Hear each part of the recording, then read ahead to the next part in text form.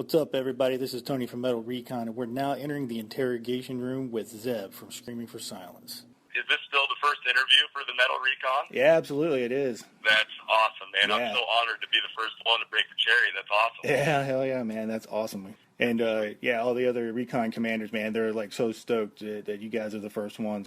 That's awesome, man. Hell yeah. We're stoked to be the first ones. Thank you again. You guys just played Oklahoma City, right? Yeah, yep. It was a really good show. It was the last night of our West Coast and South run, so last night was the last night, and then we're hanging out in Oklahoma City again tonight before we head home tomorrow. Yeah, then you guys have a few days off before you hit Iowa? Then we start doing some stuff around the Midwest. We have some Iowa dates.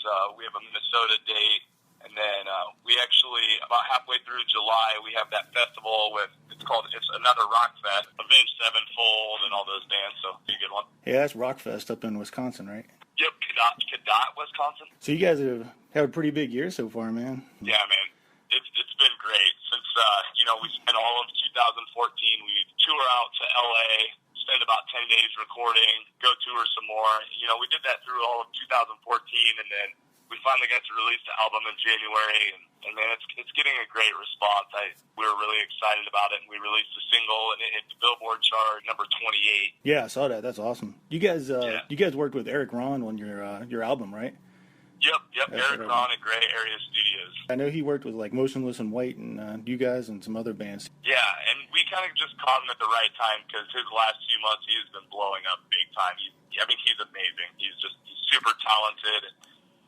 Just getting to work with him and learn so much from what he's done in the past, and that guy's a genius. It was awesome. Yeah, and I mean, you could tell on your guys' album, particularly like The King is Crowned. I heard it on Sirius XM the other day. It was for their Game of Thrones thing. Yep. That was pretty awesome. It was sweet, man. That's as a band.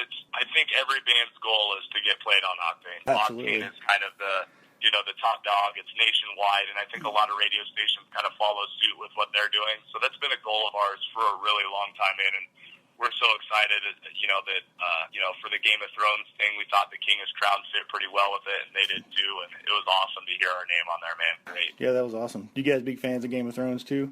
For sure. Yeah, right. We're always trying to catch up on any shows we can when we get any downtime, Netflix or HBO, all that stuff, man, and we're always checking it out. Yeah, another song I liked off your guys' album was Varsity Blues. I'm actually a big fan of the movie, and when I saw you guys at Rock on the Range and I heard the intro into the song, I was like, whoa, what is this? So I'm assuming somebody's either a Varsity Blues fan or a football fan. Well, it's kind of funny. It's a little bit of both. Our guitarist, Danny, he's got a really giant beard right now. Oh, yeah, I saw him, yeah. When he was in high school, he was an all-state quarterback. Wow. And everybody called him Moxon. That's awesome. And you can't really see it now, but he really does kind of resemble James Vanderbeek. He gets it all the time, but now he's got the beard, so he doesn't get it near as much.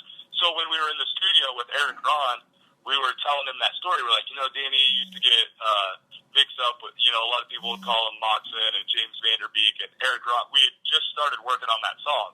And we just kind of, as a joke, we hadn't had a name for the song. He's like, I'm just going to name it Varsity Blues for now. And we'll change it once we're finished or see what we come up with. And for some reason, it just stuck. I think let's just keep it Varsity Blues. It's kind of cool. It gives it a backstory. And, yeah, absolutely. We kind of just ran with it. And then, now we play the live show and we add that little intro from the movie. And, I think people dig it. It's pretty cool. Yeah, I think so, too. So what do you guys plan on doing after Rockfest? I saw in the schedule you guys did everything. You guys plan on going back to the studio, doing some downtime? We're gonna try and keep playing. We're working on some tour stuff right now.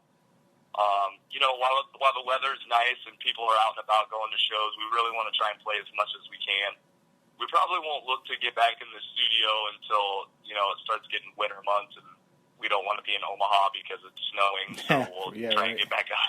We'll try and get back out to LA and hopefully do some recording. But right now we're still writing the album, man. We're making plans to do another music video and start release a second single and send it to radio and kind of see how it does and just push that. So we haven't decided yet. Between all of us, we all have different opinions on which one should be the next single, which I told the guys that's a good problem to have when you think you have more than one single to push. Yeah, absolutely. I mean, there's a lot of good tracks coming off that album, so I mean, I don't think you guys could really go wrong picking out one.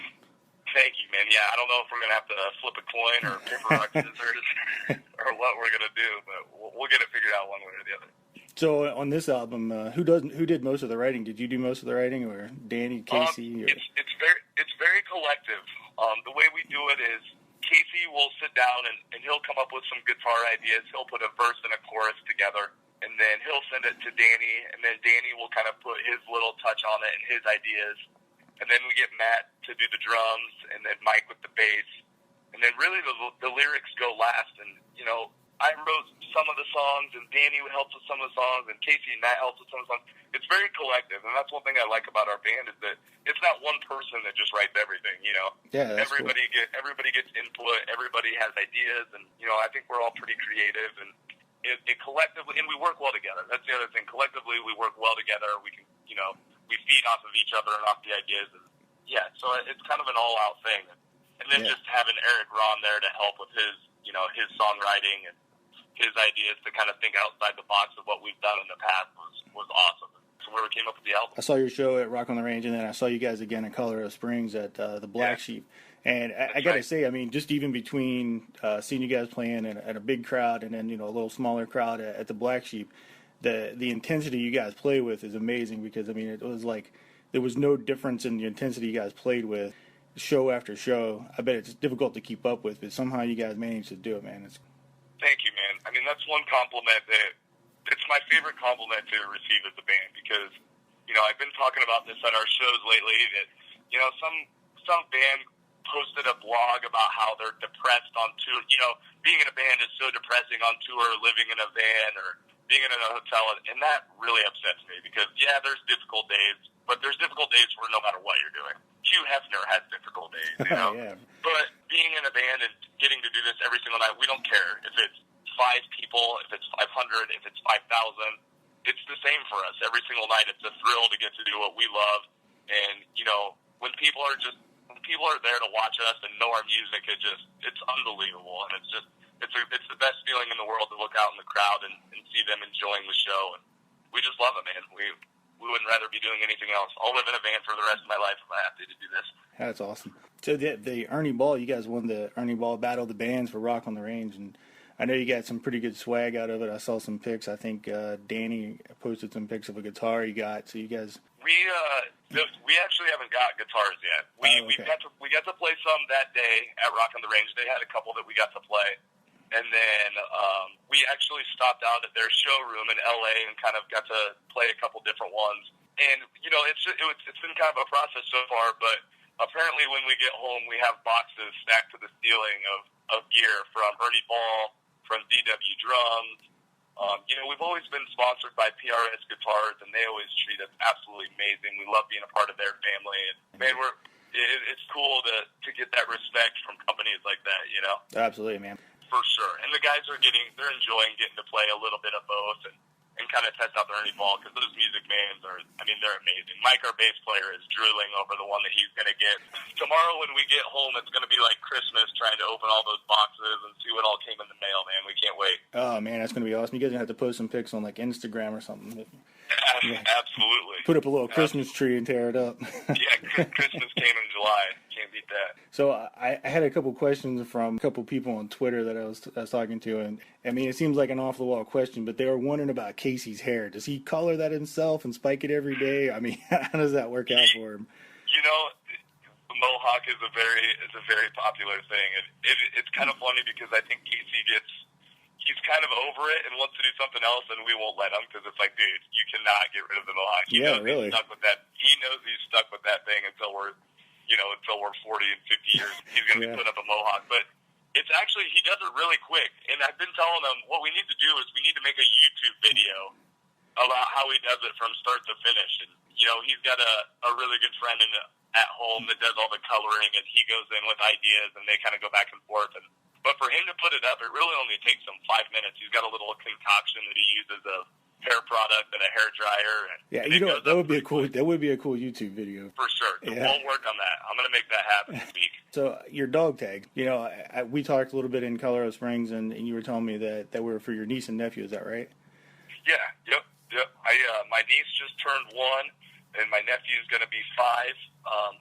It's one of those things that, you know, we don't get to be home very often, and it's just a nice reminder when I wake up in the morning and have those there and to see their names, and, you know, just, you know, we do miss being home, and being on the road is what we love to do, and our families are so supportive, and it's just a nice reminder of home a little bit, and to have that with it is just kind of a nice little token to take on the road to, you know, to keep the motivation there, and, you know, they support us 100%, and my family pushes us harder than anybody to be better every single day, and to, you know, to take this as far as we can, and so that was kind of a gift from my brother to take on the road, and it's kind of nice to have little things like that, to wake up and smile when you're having a bad day. Yeah, Middle Recon, we're all a bunch of veterans, and so, you know, we know what it's like to be away from a family. So, yeah, those little things help out a lot, man. For sure. And I always get asked about, you know, if I've been in the service, and that's the one thing I respect service people so much, and I hope they don't take that as an insult, me wearing dog tags like that. But oh, no, you know, not at all, man.